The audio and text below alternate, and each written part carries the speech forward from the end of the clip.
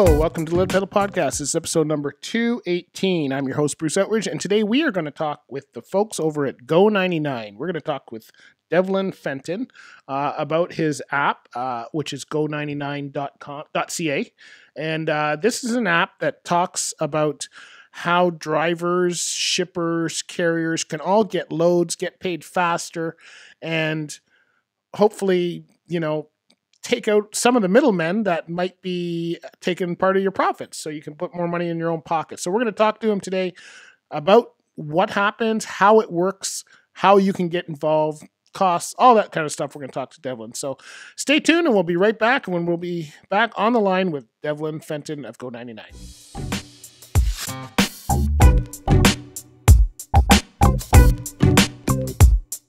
All right, good. Well, welcome to the podcast. On the line, I have Devlin Fenton of Go99. How are we doing, Devlin? I am doing fantastically well, thank you. How are you? Good. I have seen you in a number of places online. You're at all the truck shows. Are you going to Truck World in April? Yeah, that's on the radar. Good. Well, I'll make sure you come by and see me, or I'll see you. I'll search you out.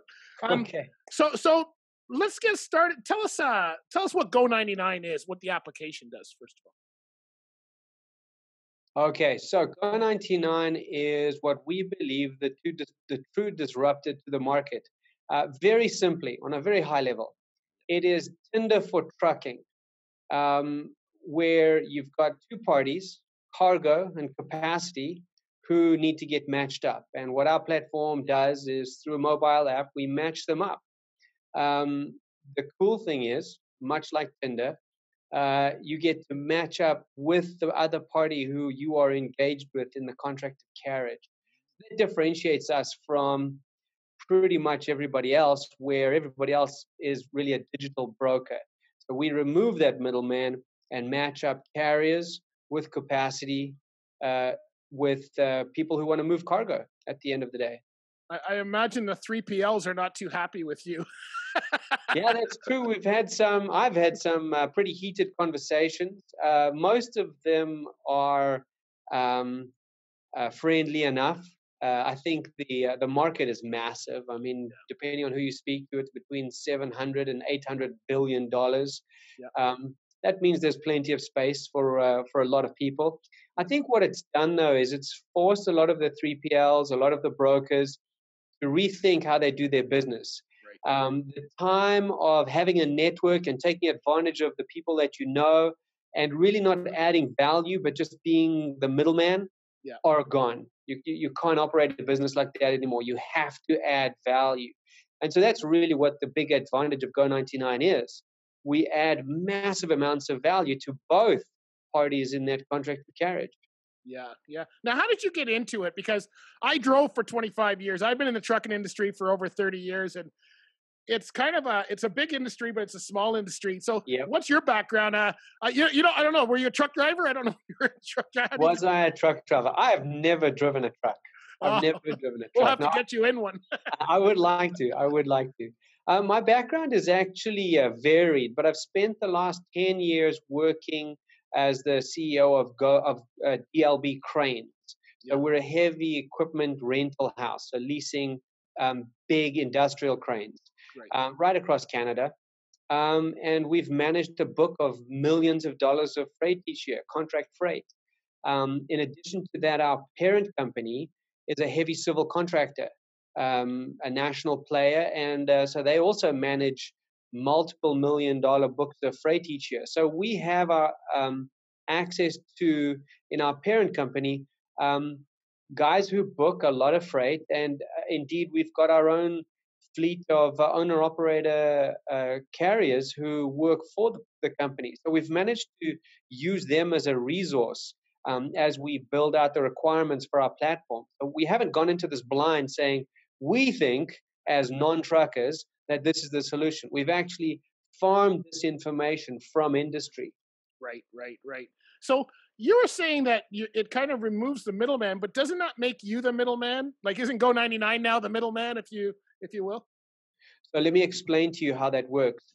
Part of the process of screening the industry for knowledge as to what the problems are resulted in us identifying transparency as one of the biggest issues that leads to disputes, frustrations, where either carriers or shippers just feel the word is screwed by somebody all the time. So what we thought of doing is, how do you push transparency into the industry?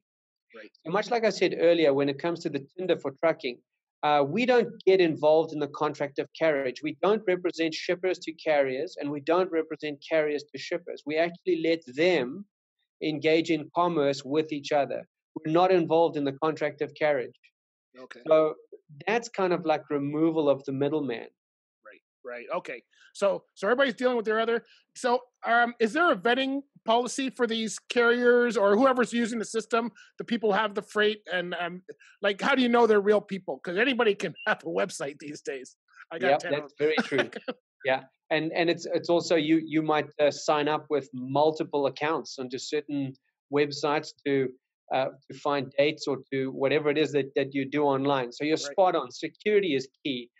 We've put a lot of effort into making sure that it's not easy.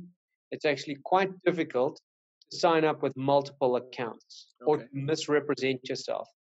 So there are things like your national safety code, your MDOT, your business license number, those kind of things that are required in order to have a verified account. Okay. The big difference here is what we're not doing is representing a carrier to a shipper. So we're not vetting that carrier saying we're representing you. We're allowing that carrier, that owner operator, that industry leader, that business owner to represent themselves, which we believe at the end of the day is what the industry wants. Yeah. Well, the whole broker middleman thing has been an issue for years. And I remembered you never knew how much you were actually getting paid. You never knew if that was the actual rate. It was a lot of guesswork back in the old days. So I'm sure that's neat. So how does this help? So an owner operator can now look for loads, right? So is that kind of the primary thing? This is a place to go to find freight? Another thing that we found when we were doing that research was these owner operators want flexibility and they want control. Yeah. So we approach that two ways as far as the freight finder side, right? We don't tell those guys what they should be carrying, when, how much they're going to get paid. What we do is allow them to pick. And we do that two ways. One of them is very simply the GO99 application operates like a load board. There's freight there, you scroll through it, you have a look at it, you pick the stuff that you want, and that's fine. But the clever stuff, the future-proofing stuff, comes where our engine, which you might consider artificial intelligence, right? It's a fancy concept. I don't really understand it, but wouldn't it be great if you, as an owner-operator, could teach your application what kind of freight you like, trailer type, for example, or commodity, which lanes you like, what your seasonal preferences are, that you like to haul down south in the summer and north in the winter, whatever it is. Wouldn't it be great if you had this application that could predict almost what kind of freight, what rates, what lanes you would like? Yeah. So that's kind of what we're working towards, is giving the owner operators that independence and control of their business. Right. So are all the owner operators that license, would any of them be with a carrier? Let's say they're with a carrier like Challenger Motor Freight. If somebody was there, would they use this system, or is that kind of like, because they're not always leased on or have the proper licensing to do some of that.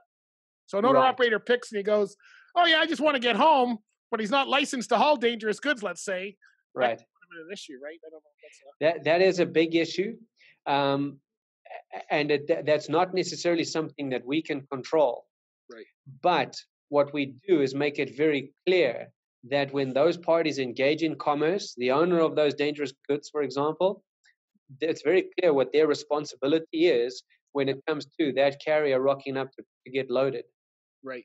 So whereas currently we've got these one or two or three middlemen mixing up in the deal, we don't really know what's been arranged or who's responsible for what, or what certifications have been confirmed here, there, or anywhere. What our application does is remove all of those complications, all of those middlemen, and just lays it on the table. It's transparent, it's clear, it's obvious who's responsible for what, who's certified to do what. And hopefully that means that the industry can clean that little dirty corner up. Yeah. Now you were saying that it's very hard to create multiple accounts, but can multiple people work with one account? For instance, somebody's driving and their wife is the one in my business. That's my wife does all the admin. I do what I do. I'm not sure what that is sometimes, but but she does all the admin. So I would see a driver having the same thing where maybe the husband's the one driving, but the wife is getting the loads and doing all of that admin part. Are they able to have multiple people work in one account on your system? Yes. So that would it would depend. Let me say this better. It would the decision to do that or not would depend on the operational requirements. So, for example, in the example you raised, absolutely, it would make sense for a husband-wife team to use a single login credential into the application. Right. They would have to share password, use the same email address. I mean, but that makes a lot of sense. Yeah. But let's say, for example, you own 3 trucks, you drive one, your cousin another, and you've got some employee driver who drives the third. Right. You might have a different relationship with your cousin driving a truck than some employee driver. So you wouldn't necessarily share those login credentials. And here's why. Depending on your role in the operation, you can bid for work. Right. You can commit your company. You can basically engage in contracts. Right. But do you want that employee driver being able to do that? Probably not, but maybe. And so those different scenarios, that flexibility that is required to run your operation places different demands on our application. So we know that going in. And so we've allowed for that flexibility inside of the application. So depending on your business, it might make sense. In many cases, it might not. And we're flexible and allow either way. Oh, that's cool. That's cool. Now, I was looking on your site and you show office support and paperwork control. I know a lot of owner operators. They all need that. That's not one of their. So what is that? What's that? Is that a service or how does that work? Yeah, so that's a great point. You're not alone there. And those guys who need that service, they're not alone either. It's a horrible requirement for running a trucking operation, and it's not easy to do it. So we heard that so often when we were doing our analysis before we even started programming, before we started design. We heard that those owner operators have a battle with paperwork. Number one, they have a battle with managing invoicing, writing invoices, sending invoices. Number two, doing any kind of accounting. Number three, doing collections on the invoices they've sent out. And number four, doing any kind of reconciliation. Right. We do all that. Okay. So we just cover it from end to end. As soon as they take their phone or whatever device they happen to be using and give it to that receiver, and that receiver signs off, goods delivered in good order, good to pay. Yeah. We immediately issue an instruction to the bank to pay that guy next day.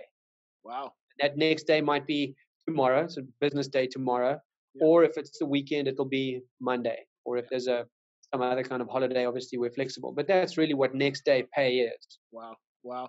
So that's a lot like a factoring company. So you've got a few businesses involved. You've got the load board, you've got the factoring, and it sounds like you have the paperwork support as well. That's an amazing operation. Exactly. Legally, operationally, we're not actually set up as a factoring company. It's almost like we do bundled financing of a transaction. So, but on a very high level, that's what it amounts to. You get non-recourse next day pay based on delivering goods in good order. So if you do a good job, you get paid next day. Yeah, well, that's really good. Now, I noticed you also you have a lot of services. You also advertise dispute management.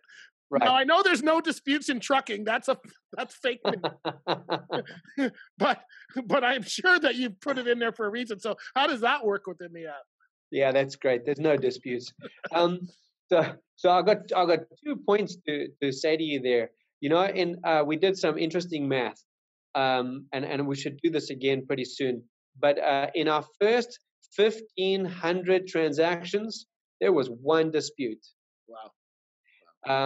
And I believe that's kind of that trend has kind of stayed the same. It's a very, very low ratio of disputes. And I think the reason is this: we went into it knowing what the disputes were. What are the hot buttons? What are the hot topics that get people frustrated and get them wanting more money or less money or whatever?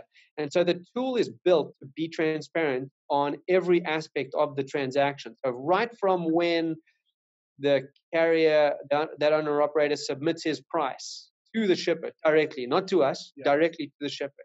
Right from that point, all the way through to when that carrier gets paid next day, the application tracks everything.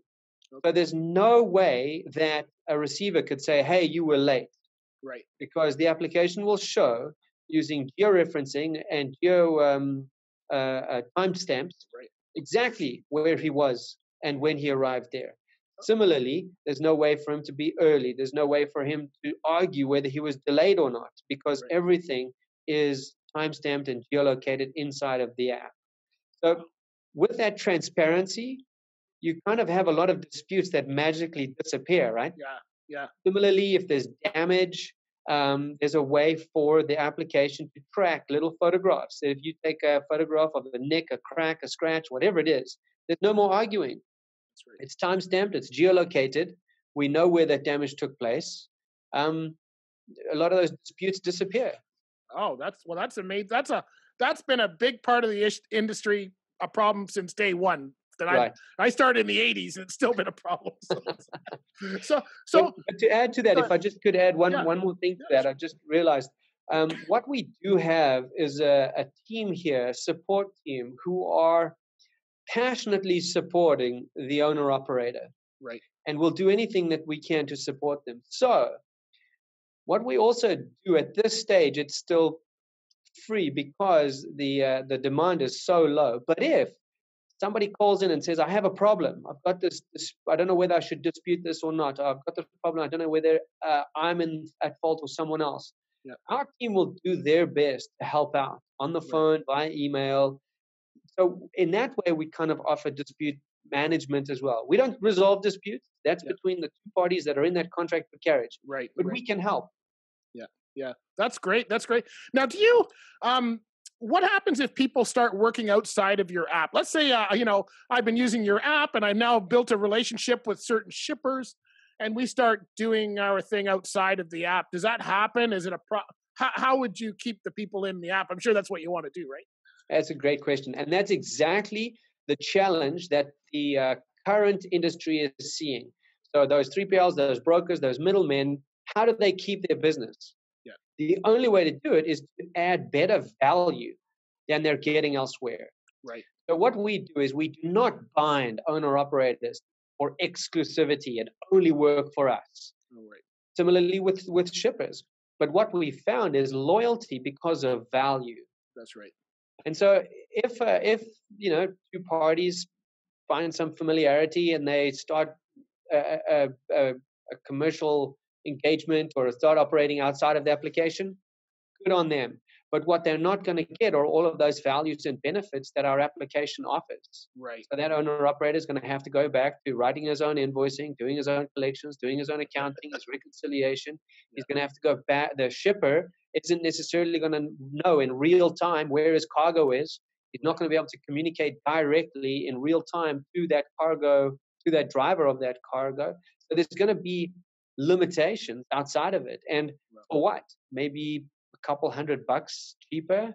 Like that's where the industry is pointing, is maybe paying a couple $100 more, but getting massive more value for it. That's what people want.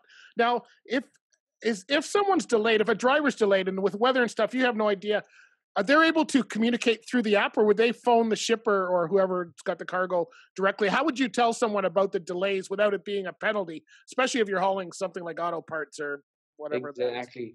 Yeah, that's a great question. And we get that a lot. The application is transparent. So what that means is if you are an auto factory and you're waiting for parts, there's weather in Chicago.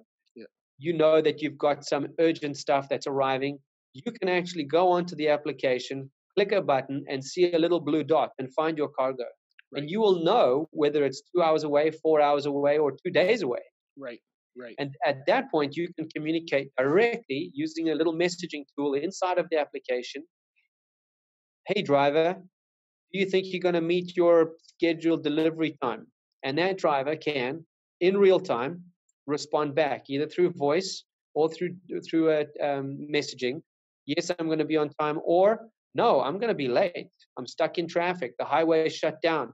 There's a tree over the road. There's snow. Whatever it is, and so that it's almost like pre-dispute management. Yeah. The transparency allows for that.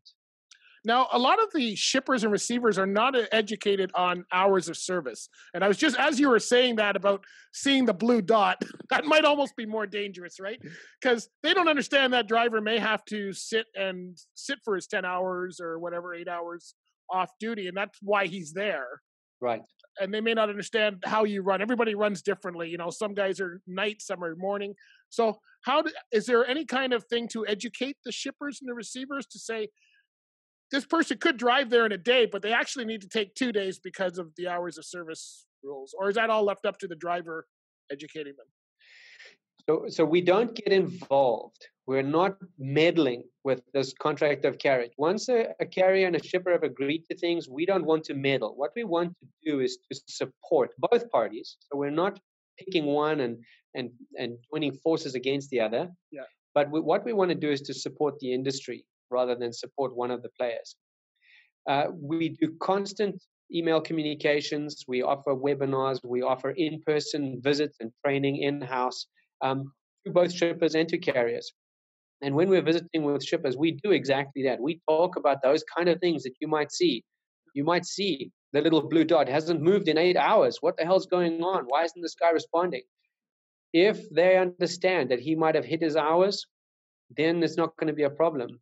And so we do manage that as best we can, offering the best solutions we possibly can. And education is a big part of that for sure. Yeah, because it helps them to understand when a load can actually be delivered, driving time and all that stuff. So this sounds like an awesome service. I'm impressed. I don't have a truck. I don't have any freight, but I want to sign up. So how much does this cost, Devlin? Here we go. Here's the big question. This is the one all of us are waiting for. The big question. We actually are unique in the marketplace there as well. So not only are we non-binding, so we're not signing contracts with carriers that they have to work for us and exclusively, and here are the rates. What we do is we allow flexibility and control to those guys. They can join our platform as a member. Right. So we're not using the term client or customer or employee or driver or whatever. They're members. And similarly with shippers, they join us as members. There's no joining fee. There's no subscription fee. There's no transaction fee. It's literally a free marketplace where members can engage in commerce. Where we make our money is on that financing bundle piece. And so whatever a shipper and a carrier agreed to, whether it's $1,000 or $20,000, we will promise to pay that carrier next day their portion of that fee minus our bundle fee. So the reason I'm a little cagey right now is we've been operating under a single model right now, and we're just at this moment fleshing that out to offer multiple models. Right. So, for example, some carriers don't need next day pay. They might say, well, pay me 15 days. They might even say, pay me 30 days. They might even say, pay when paid. Yeah. And so we are at the moment starting to flesh that out and offer multiple offerings. So I hope it's not too cagey right now. But the point is this: the platform, the application is free. It's how the carriers get paid. That's where we make our money. But you're being transparent, so I'm sure somewhere when they sign up or when the loads purchased, the freight's arranged, they know how much that fee is going to be. Correct? Exactly. So right at the point where they submit a price directly to the shipper, the carrier gets to see what our portion. They get to select how much they want to pay us, which depends on when they get paid. Right. Okay. And similarly, the shippers get to see that relationship transparently as well. They get to see where the money goes. So that was one of our findings when we did the study was everybody wants to know where the money is. And that usually means everybody's kind of suspicious of everybody else because everybody's kind of being a bit tricky. Yeah. And that leads to a lot of frustration. It leads to a lot of irritation between the parties. And if we can alleviate that, we're going to do whatever we can to do so. Oh, that's amazing. I had one question, and I think you may have covered it, but I want to go back to it. Can somebody come in and become that middleman? I know you don't have a middleman, but if I decided that I want to be a freight broker tomorrow and I signed up for your app, can I not be? I don't know. Maybe I can't do it. I'm just kind of curious how that would work because I know there's a lot of people that's what they do, right? Yeah. So the answer is yes. At this stage, if you're smart enough to kind of wiggle your way through the barriers we've put in place to avoid that, the answer is yes. People are tricky. They can do tricky things. What we have, though, is they would effectively sign up as a shipper. What we have, though, is artificial intelligence that monitors activity within the application and will look for certain types of patterns of behavior.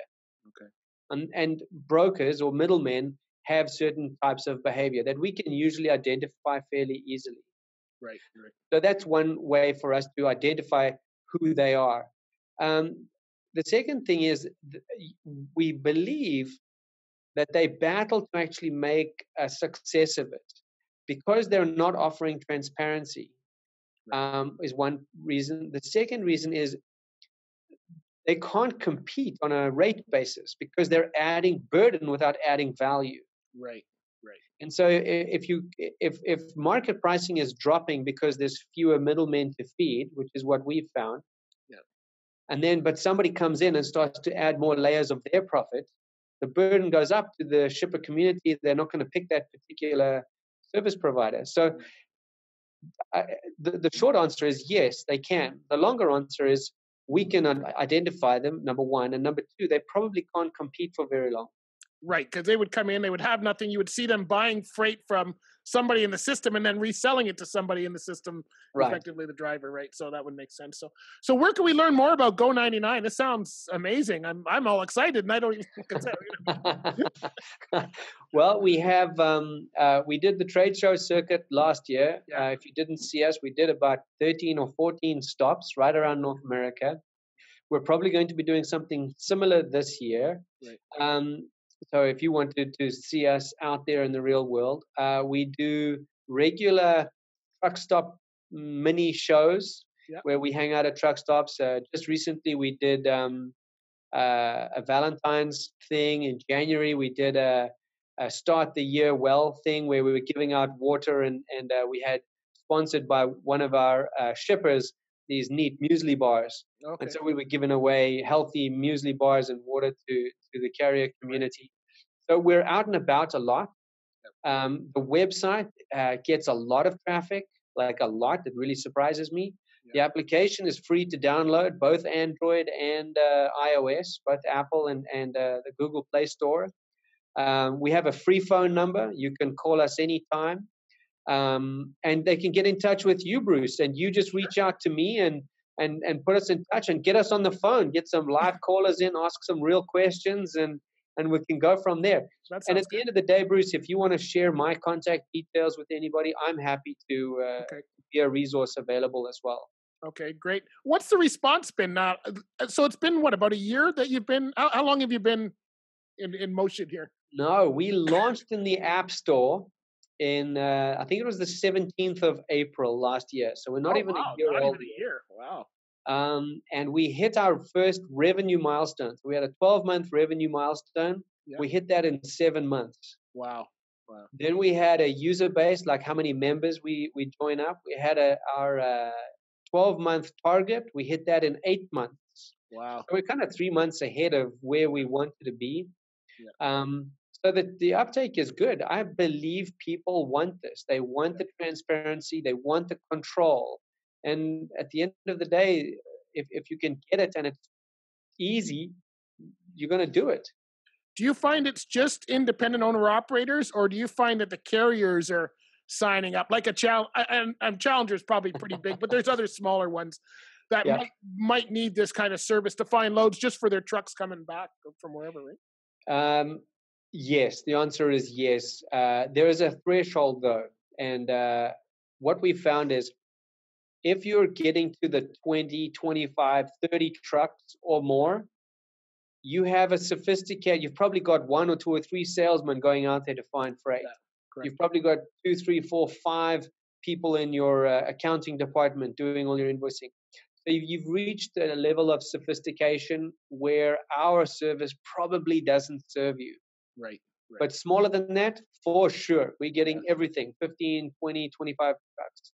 Saying that, Bruce, and this is a very interesting phenomenon. Now I know it's right across North America, but really the Pacific Northwest has been hit by this capacity crunch of the last few months since the LDs came in. Man, we've had carrier companies coming to us with 50, 60, 70 trucks, and they're just shedding. They're losing the salesmen, they're losing the accounting department, they're losing the collections people because that's burden, that's overhead that they can't afford. And they're just using our platform and using our services, which are much more scalable. We don't need to hire people. There's a computer that does that. That's right. So we could do accounting for 1,000 people, and all we have to do is buy 1 more computer. Wow. 2,000 people, 2 more computers. So we are seeing a move in that direction as well. Wow. Well, listen, it's been an absolute pleasure talking with you, and I wish you all the best with the app. It sounds amazing, and we're going to see each other face to face here shortly. When this comes out, actually, it's going to be in April, so it might miss. But so I'll be at Truck World. I'll be coming by to see you for sure. Great stuff. I look forward to it. I'll find you out. Thank you, Bruce. All right, we will talk. Thanks very much. Appreciate that.